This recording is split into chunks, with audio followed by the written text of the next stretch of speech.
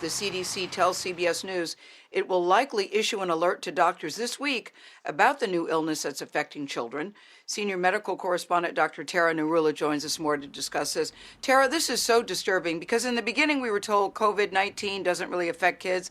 That clearly does not appear to be the case now.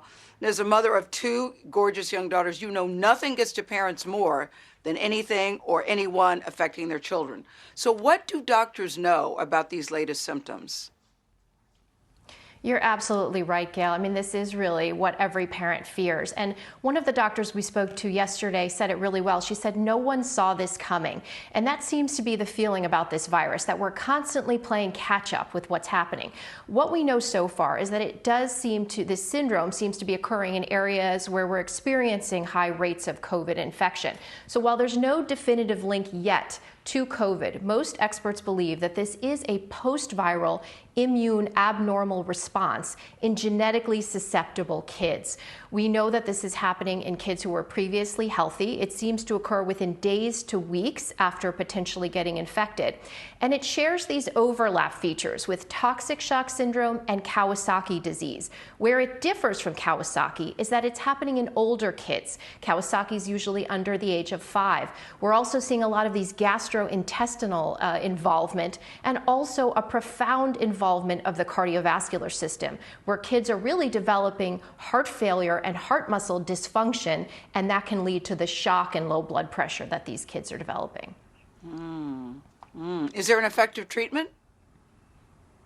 Well, that's one good thing. One little silver lining is that it does seem that the treatment for Kawasaki appears to be effective for these kids. And that treatment is IVIG, sometimes steroids, immune modulators, and blood pressure supporting medication. So overall, if children develop this syndrome, the prognosis seems to be pretty good.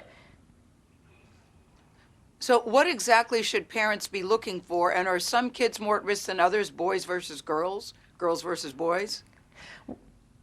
Well, one really important thing that every expert stressed, and I want everyone in the public to hear this, is that this is extremely rare. So even though we're all afraid, this is a rare syndrome, but it is important to be aware. So by awareness, parents should be looking for fever that lasts several days, abdominal symptoms like pain, nausea, vomiting, also changes in the skin or the color of the hands, and a rash and bloodshot eyes.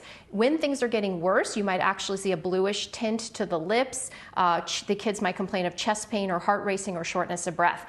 As far as who seems to be more susceptible, it does seem that boys have this a little bit more frequently than girls, which we also see with Kawasaki, and children of African American descent as well. All right, we will all be looking. Thank you very much, Tara.